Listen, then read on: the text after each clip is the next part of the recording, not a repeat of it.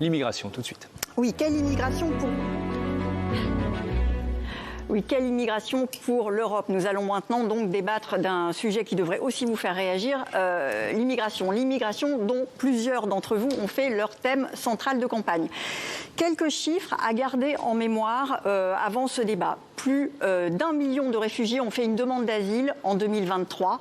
Ce sont les statistiques de l'Agence de l'Union européenne de l'asile. On va voir, je crois que ça s'affiche sur l'écran. Et puis un autre chiffre, oui, à avoir en tête dans ce débat, c'est 400 000 entrées irrégulières. Ça, ce sont des chiffres de Frontex. L'agence européenne qui contrôle et qui comptabilise les flux migratoires. Dans les deux cas, c'est plus 15%. La première question, elle est pour vous, François-Xavier Bellamy. Sur la question migratoire, vous proposez à peu près la même chose que le Rassemblement national et que Reconquête. Globalement, une maîtrise de l'immigration des frontières, donc à l'extérieur, et une modification de la Constitution française pour garder la maîtrise de l'immigration. François-Xavier Bellamy, pourquoi devrait-on voter pour vous, plutôt que pour le parti de M. Mariani ou le parti de Mme Marion Maréchal? Parce que sur le sujet migratoire, ce qui compte, ce n'est pas d'abord les slogans, c'est d'abord de faire et d'obtenir des résultats. Si les Républicains en France ont déposé il y a quelques jours un référendum d'initiative partagée, c'est parce que nous voulons pouvoir bouger les lignes. Il y a une urgence à agir, bien sûr, parce qu'aujourd'hui, je le disais en commençant, nous subissons notre destin. Nos frontières, aujourd'hui, sont le lieu de l'impuissance publique, le lieu où l'État ne peut pas donner aux Français la possibilité de décider de qui ils veulent accueillir et de qui ils ne veulent pas accueillir. Et pourquoi? Eh bien, pour beaucoup de raisons qui tiennent à notre droit national, mais qui tiennent aussi à l'impuissance organisée au plan de l'Union européenne. En 2019, nous défendions l'idée de la double frontière, l'idée qu'il fallait à la fois renforcer les frontières extérieures de l'Europe et renforcer la maîtrise de nos frontières nationales. Et les deux vont de pair. Et moi, ce que j'observe effectivement, c'est que malheureusement, certains qui agitent les slogans les plus radicaux parfois sont en réalité ceux qui sont les plus inconstants sur cette question, comme sur tant d'autres. Vous parliez du Rassemblement national, c'est vrai qu'on a du mal à suivre la constance de leur ligne sur ce sujet. Ils ont été pendant très longtemps contre Frontex. Ils ont voté contre l'augmentation de son budget quand M. Leggeri, qui en était le directeur exécutif qui les a rejoints aujourd'hui, demandait cette augmentation. Maintenant, ils sont pour. Ils étaient pour le Brexit. Maintenant, ils sont contre. C'est vrai que c'est vrai d'autres sujets aussi. Ils l'ont dit pour la PAC. Maintenant, ils sont contre. Puis ils sont à nouveau pour. Bref, on pourrait faire la liste de leurs incohérences. Nous, avec détermination, nous avons agi ici au Parlement européen. Et d'abord pour éviter le projet terrible voulu par Emmanuel Macron et qu'il pratique d'ailleurs sur le sol national, celui qui consistait à organiser la relocalisation des migrants. Qu'est-ce que ça veut dire? Ça veut dire que des gens qui arrivent dans nos pays illégalement, au lieu d'être reconduits à l'extérieur de nos frontières, vont être répartis. Cette répartition, Emmanuel Macron voulait l'imposer en Europe. Il la mène aujourd'hui en France. Nous avons réussi à obtenir que la Commission européenne renonce à ce projet. Ce sera le pacte Asile et Migration qui va être discuté bientôt. Dans ce pacte, il y a malheureusement beaucoup d'intentions qui, au départ, étaient bonnes, mais qui auront été pliées par le fait que la gauche revendique sans cesse des mesures de contournement. Je pense à une mesure toute simple, la procédure d'asile à la frontière. Nous disons une chose basique. Il faut que des gens qui demandent l'asile n'aient pas à arriver sur le sol de nos pays pour pouvoir faire cette demande, parce que c'est ce qui conduit au détournement permanent du droit d'asile auquel nous assistons. Aujourd'hui, vous l'avez dit, 1 million de demandeurs d'asile, l'immense majorité de ces demandeurs seront déboutés, mais l'immense majorité des déboutés ne seront jamais reconduits dans leur pays. Donc la clé, c'est de retenir les gens qui arrivent irrégulièrement en Europe à l'extérieur de nos frontières. C'est ce que demande le Rassemblement national. Et ça, malheureusement, le Rassemblement national, encore une fois, le problème, c'est qu'il a toujours refusé toute coopération européenne sur ces questions-là. Et donc la vraie question, c'est comment est-ce qu'on fait en sorte que les pays de première entrée soient effectivement soutenus par nos pays, parce que ce défi, on le relèvera ensemble. Et la vraie question qui est posée à tous ceux qui sont autour de la table aujourd'hui, c'est: est-ce que nous voulons, je le redis, donner aux citoyens de nos pays les moyens de décider sur cette question? C'est ça le sujet, apporter des solutions plutôt que d'agiter des problèmes ou d'entretenir des illusions. Et c'est ça qui nous distingue, je crois, de toutes les autres listes qui sont représentées ici. Donc modification de la Constitution française. Bien sûr, c'est nécessaire parce qu'il faudra cette modification de la Constitution pour sortir notamment des impasses de jurisprudence européenne qui aujourd'hui posent un problème majeur de ce point de vue tel que nous l'évoquions. Pour répondre à François-Xavier Bellamy, vous avez l'impression d'agiter les problèmes? Vous savez, en 1990, quand j'étais jeune militant dans la formation où est Xavier Bellamy, je me souviens des assises de l'immigration. On disait exactement la même chose que ce que je viens d'entendre. Et 32 ans après, plusieurs fois au pouvoir, les Républicains n'ont jamais rien fait. Ce qu'il faut surtout, c'est avoir le courage d'appliquer ce qu'on propose. C'est pour cela que j'ai rejoint Marine Le Pen, c'est pour cela que je soutiens Jordan Bardella, parce qu'aujourd'hui, les Français ne se reconnaissent plus dans leur pays. Ils ne se reconnaissent plus à cause d'une immigration qui, effectivement, est devenue incontrôlable. Ils ne se reconnaissent plus à cause d'une insécurité liée à l'immigration qui, aujourd'hui, frappe de plus en plus les Français. Qu'est-ce que propose le Rassemblement national?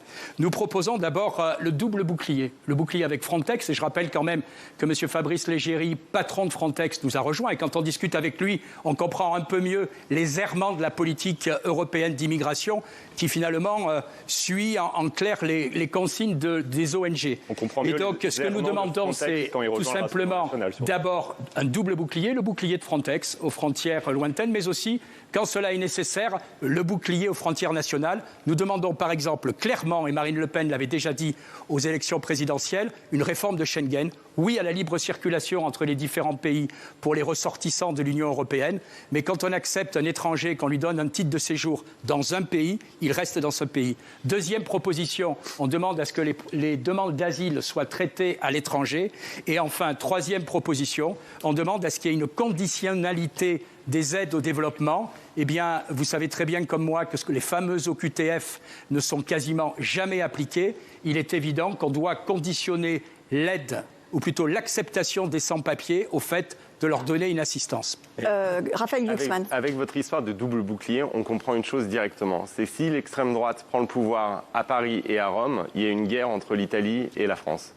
C'est automatique, parce que l'Italie va demander de la solidarité européenne, ce que vous combattez, ce qui s'appelle simplement une politique cohérente de l'asile, et que la France va bloquer les frontières françaises. Et donc ce que vous proposez, c'est le chaos. Et votre obsession sur l'immigration zéro, c'est le chaos. Et votre... Vous proposez plus d'immigration, c'est aussi le chaos. Non, nous, ce que nous proposons, nous, c'est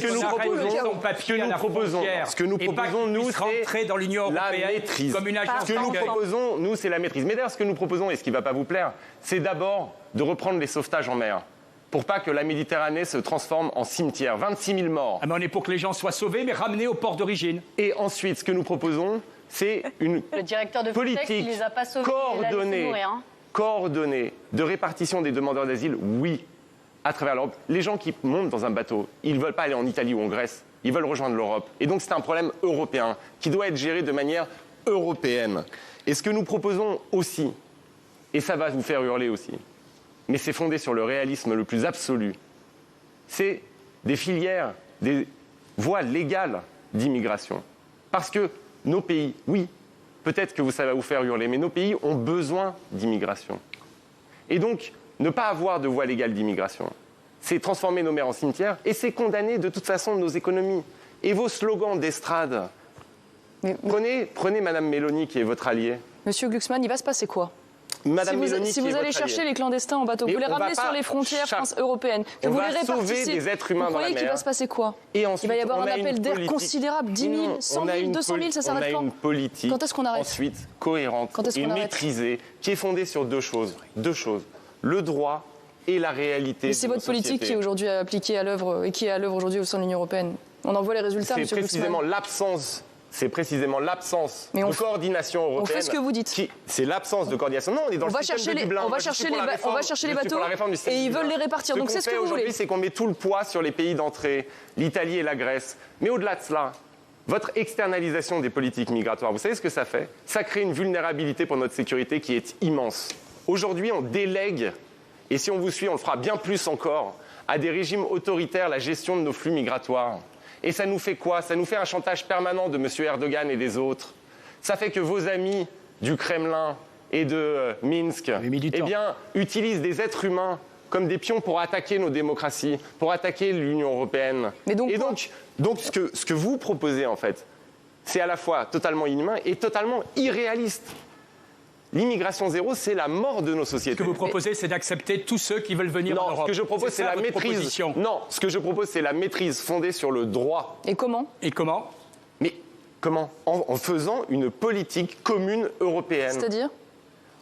on a des demandeurs d'asile, ils ont des droits, on les répartit. D'accord, donc ils arrivent illégalement, ils demandent l'asile et on les répartit. D'accord, donc c'est très clair. Donc c'est plus d'immigration, plus d'appels d'air. C'est exactement ce qu'on est en train de faire. On gère l'accueil, c'est la situation et on applique notre droit.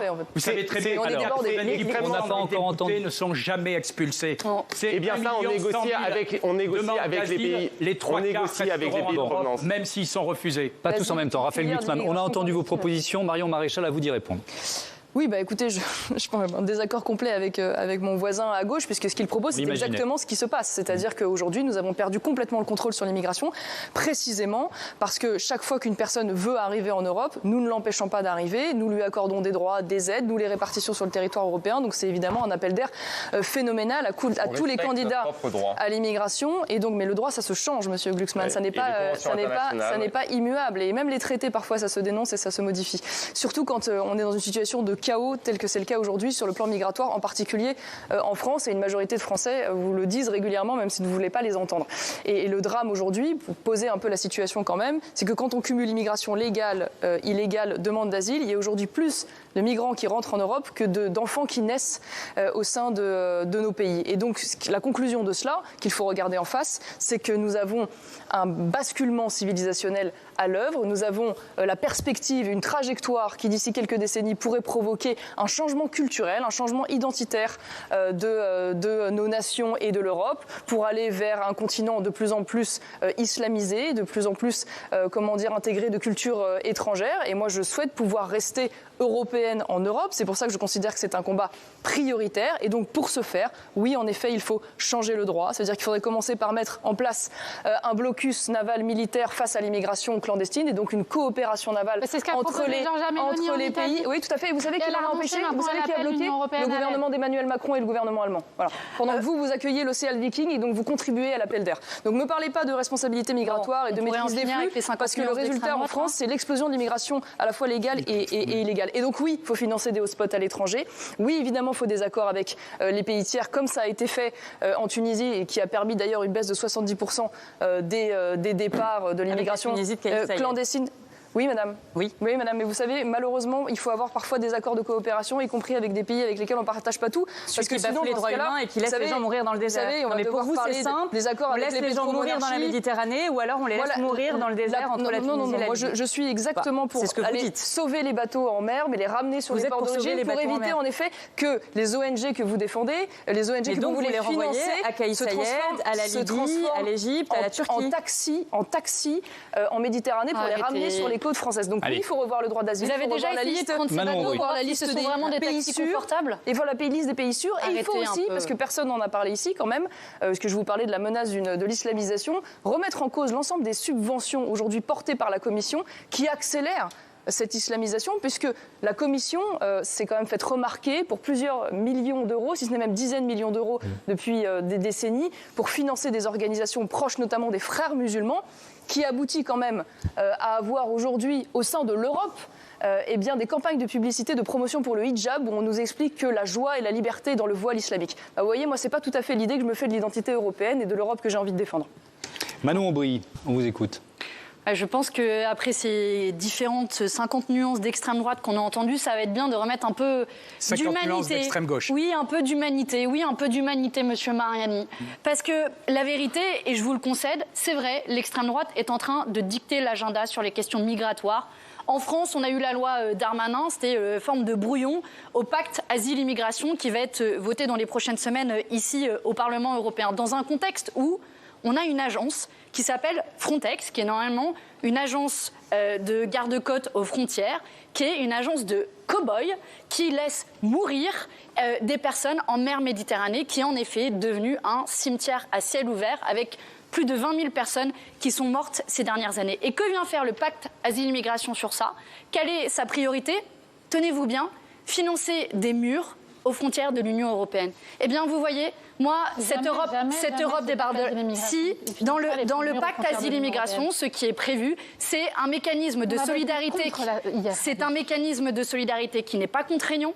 Et donc, les États qui ne veulent pas financer cela, ils ont en plus la possibilité de financer des murs aux frontières de l'Union européenne et de renvoyer les migrants vers des pays qui ne sont pas sûrs, comme la Libye où ils sont torturés. Eh bien, moi, je vous le dis, cette Europe débarbelée, je n'en veux pas. je veux une Europe de la solidarité et je voterai contre ce pacte asile-immigration. Je crois qu'à gauche, on a été assez seul avec le groupe écologiste d'ailleurs. Et je veux saluer le travail de Damien Carême, député écologiste, qui sera présent sur ma liste et qui a fait la démonstration qu'on pouvait lutter contre les causes des migrations. Parce que non, Madame Marion Maréchal Le Pen, on ne monte pas sur un radeau de survie comme on monte sur un bateau de croisière. Mais on ne va pas risquer sa vie en mer Méditerranée comme on va s'amuser. C'est pas la croisière s'amuse, les questions migratoires. Et personne ne fait le choix de quitter par plaisir sa terre, je vais pas vous faire le coup de vous avez le monopole du ses origines. Mais croyez-moi, je pense que le meilleur moyen de limiter les morts en Méditerranée, c'est justement de créer une politique dissuasive. Je suis heureuse là où je vis parce que j'ai la chance de vivre dans de bonnes conditions. l'Australie, madame. Alors aidez-nous à lutter contre l'Australie a sauvé des vies en menant une politique d'immigration dissuasive.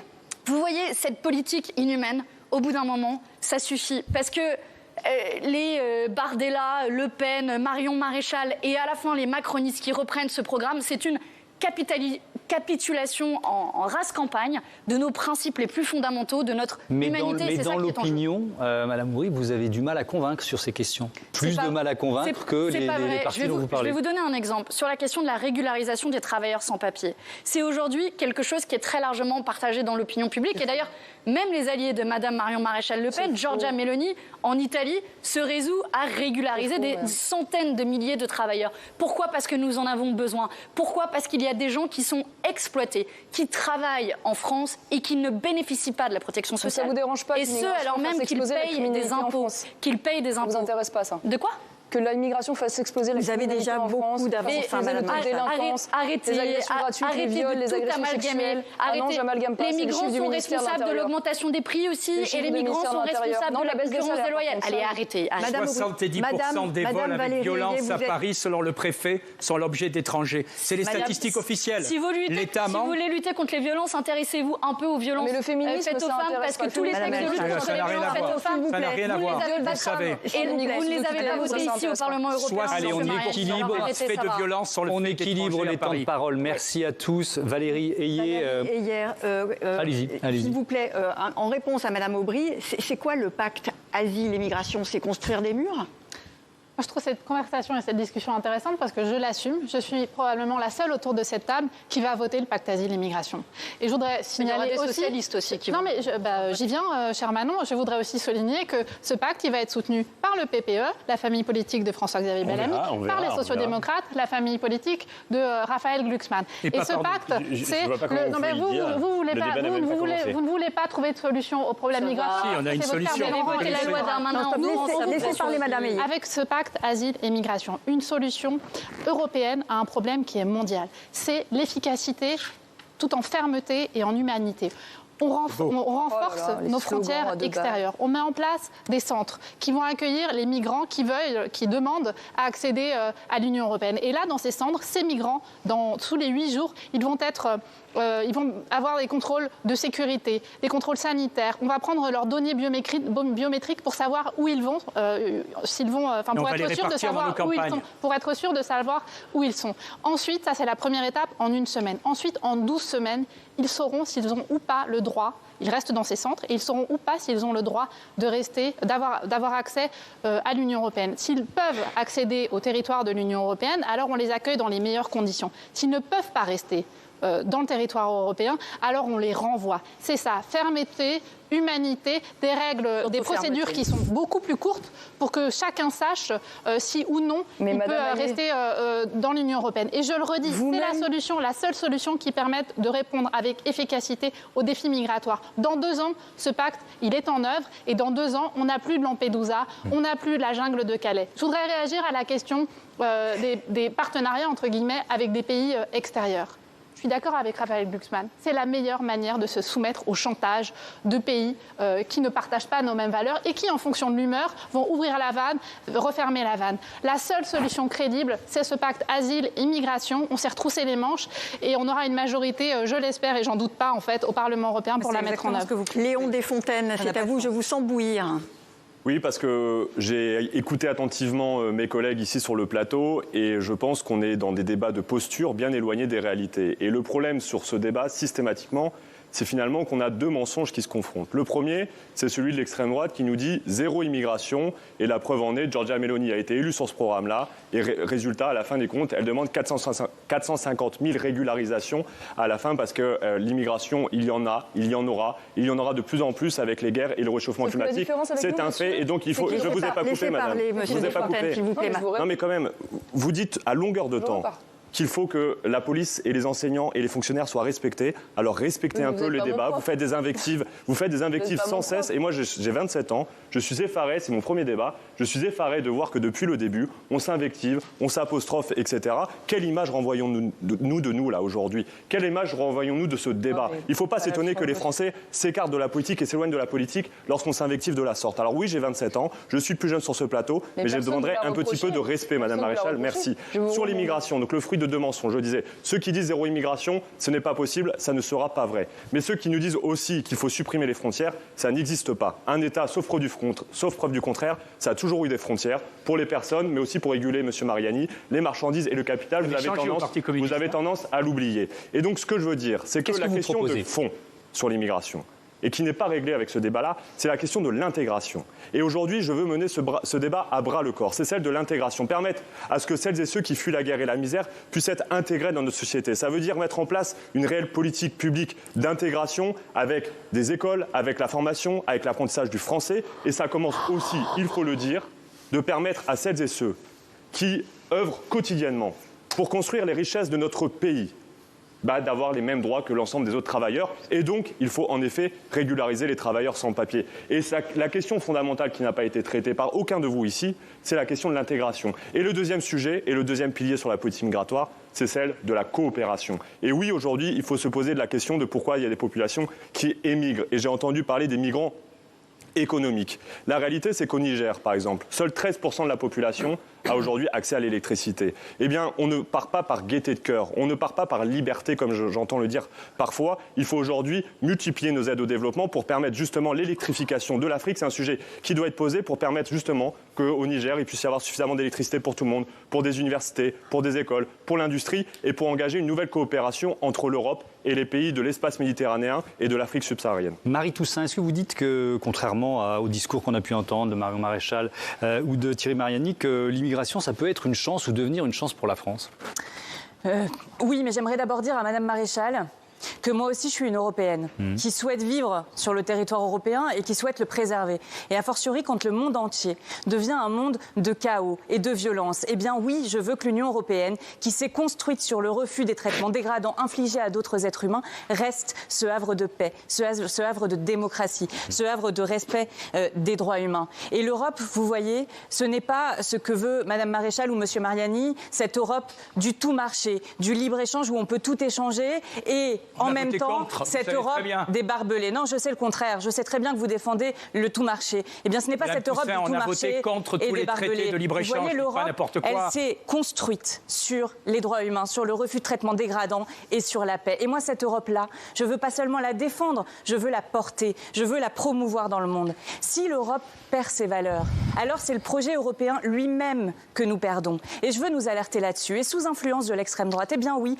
la majorité politique au Parlement européen aujourd'hui, la majorité d'Emmanuel Macron, décide de passer des accords avec des pays tiers, décide de pouvoir, et ça je veux le souligner vraiment avec force, de pouvoir enfermer des enfants. Vous avez parlé de fichage, Madame Hayé. Oui, vous allez ficher des enfants à partir de 6 ans et vous allez les détenir dès leur naissance. On va, sur le territoire de l'Union européenne, détenir des enfants plutôt que de les envoyer à la protection sociale. Mais qu'est-ce que vous proposez en matière de régulation, Est-ce qu'il y a un volet régulation dans vos propositions? Et vous savez, aujourd'hui, et ça a été la politique de M. Légéry, mais c'est la politique de la majorité, sous influence de l'extrême droite, on laisse mourir des milliers de personnes, des dizaines de milliers de personnes en Méditerranée et derrière dans le désert libyen. M. Légéry, l'ancien patron de Frontex, je ne peux m'y résoudre. Et vous savez, c'est doublement criminel cette politique. C'est doublement criminel. Non seulement parce qu'il y a des gens qui meurent en Méditerranée, dans la Manche, à nos frontières, mais aussi parce que ce faisant, vous créez des clandestins.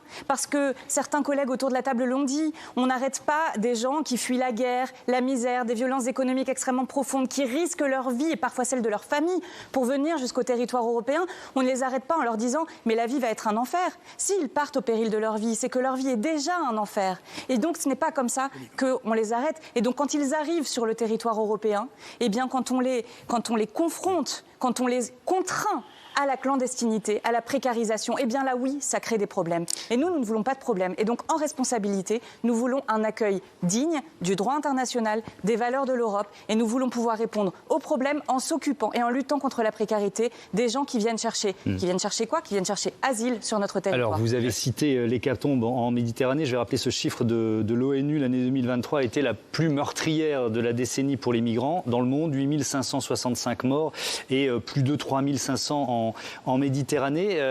Thierry Mariani, est-ce que plutôt que de fermer les portes, il ne faut pas s'attaquer au réseau de passeurs, d'abord et prioritairement? Bien sûr, mais la seule politique qui a marché jusqu'à présent, quand on regarde, eh bien, c'est des politiques où l'affichage est clair, on ne régularise pas, on ne laisse pas rentrer. Voilà. L'Australie a une situation un peu spéciale en géographique, mais le message était clair. Et effectivement, les morts en mer se sont arrêtés parce qu'ils savaient qu'ils n'avaient aucune issue. Quand j'entends, moi, la candidate... Donc vous pensez Madame que le Maillet, message de fermeté suffit à empêcher les candidats à l'exil? Vous savez, on tente quelque chose quand on sait qu'une fois qu'on a posé le pied sur le sol européen, eh bien, on sera régularisé ou on restera. J'écoutais Madame Maillet quand elle disait on va voir en 15 jours s'ils sont...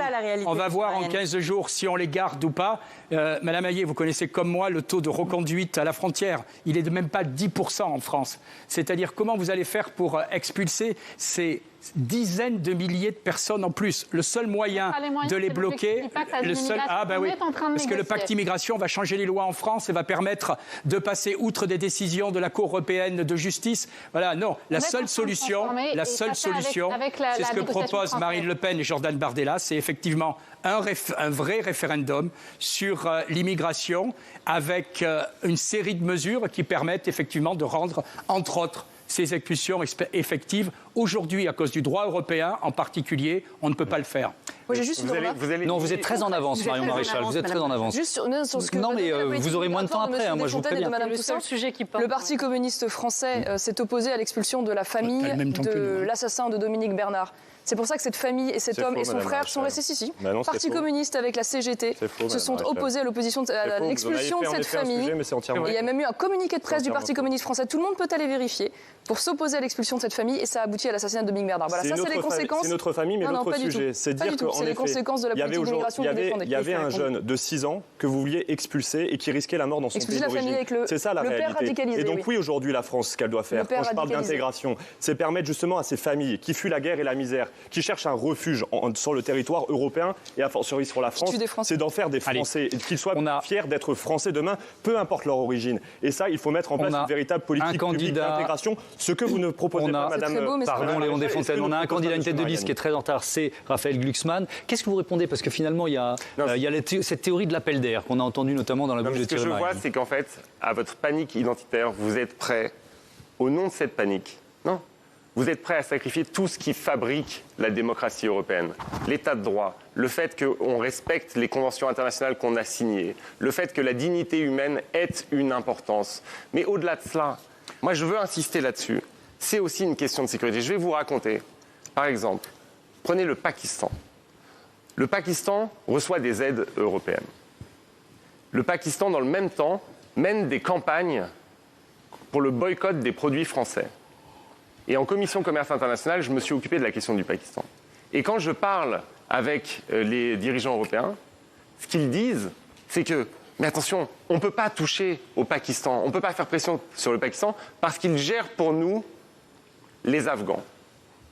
Et donc, on externalise, on externalise la question migratoire et résultat, on devient impuissant, otage de régimes qui, par ailleurs, sont profondément hostiles à nos intérêts et à nos principes. Mais pourquoi? C'est la même chose avec M. Erdogan. Et donc, cette politique-là, qui conduit à l'externalisation parce que vous n'assumez pas d'organiser l'accueil, parce que vous créez la panique identitaire dans nos pays, eh bien, elle nous affaiblit. Et en fait, vous êtes des vecteurs de chaos au lieu d'être des vecteurs d'ordre. Et si on assumait l'accueil, justement ce qui n'est pas fait aujourd'hui, si on assumait cette cohérence européenne, et ce qui n'est malheureusement pas fait dans le pacte asile-immigration, eh bien nous aurions une vision beaucoup plus sereine de la question. Il faut sortir de Dublin. Il faut assumer que c'est une question européenne qui passe par la répartition. Et aujourd'hui, dans le pacte, le problème, c'est qu'on a sacrifié cette répartition. Et que, par exemple, on peut, sous la pression d'Orban, décider que la contribution qu'on aurait à la cohérence et à la solidarité européenne, ce serait la construction de murs. Et ça ne fonctionne pas. Et tant qu'on n'arrivera pas à le faire à l'échelle européenne, et vous prenez exactement l'inverse, eh bien, il n'y aura absolument aucune forme de maîtrise. François-Xavier Bellamy, votre avis sur ce projet, cette proposition de Raphaël Glucksmann? On a sacrifié la répartition. En fait, moi, je ne comprends pas ce que dit Raphaël Glucksmann. Vous dites qu'il faut organiser l'accueil et ensuite vous dites qu'il faut continuer à subir. C'est ce que vous êtes en train d'expliquer. Il n'y aura plus un seul mort en mer Méditerranée le jour où il sera parfaitement clair que toute personne qui met illégalement le pied sur le sol européen ne pourra pas y rester. Aujourd'hui, c'est l'inverse. Mais demander l'asile n'est pas illégal. Et c'est cette impuissance qui aujourd'hui fait des morts.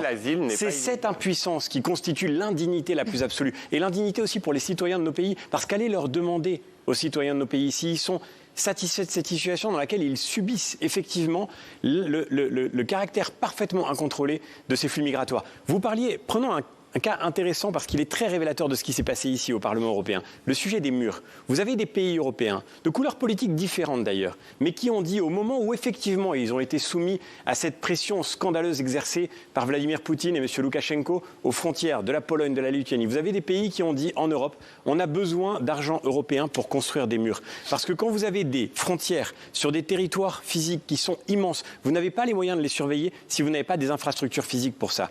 Avec le PPE, avec la droite européenne, parce qu'on ne se contente pas de parler, nous on fait, on a déposé effectivement un amendement pour forcer la Commission, qui le refusait jusque-là, à financer ces murs aux frontières extérieures de l'Europe. Eh bien cet amendement, il a été combattu avec détermination. Par qui?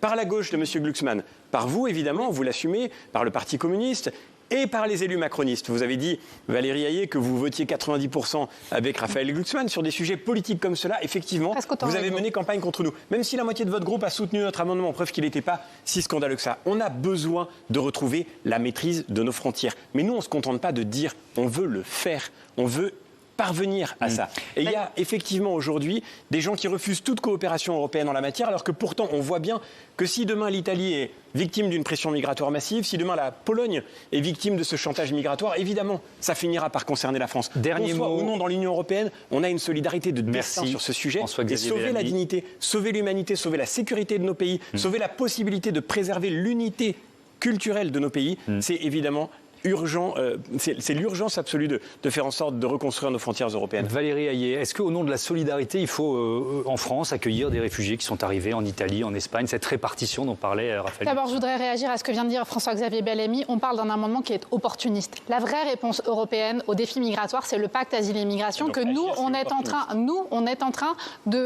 qu'on a négocié et sur lequel on va voter dans moins d'un mois au Parlement européen. C'est la meilleure solution. C'est la meilleure solution. Et dans ce pacte asile et immigration, on a le renforcement de nos frontières. Je croyais que c'était ignoble. Je parle d'un amendement opportuniste de votre part. On a évidemment le renforcement de nos frontières. Je vous ai décrit tout à l'heure ce qu'il y avait dans le pacte asile et immigration. Et dans le pacte asile et immigration, on a aussi le fait qu'on doit assurer la solidarité européenne pour les pays d'entrée. C'est-à-dire que, évidemment, en cas de crise, il faut qu'on puisse aider les Grecs, les Italiens, les Espagnols, mais sur la base des conditions que je viens de vous décrire, à savoir les migrants arrivent, ils sont accueillis dans des centres et leurs demandes sont examinées. C'est ça la solidarité européenne aussi. On le sait, ce serait une illusion de considérer qu'on peut gérer les flux migratoires à l'échelle nationale. Et d'ailleurs, moi je tiens à le redire, tous les populistes prennent les enjeux migratoires comme leur priorité dans tous les débats politiques.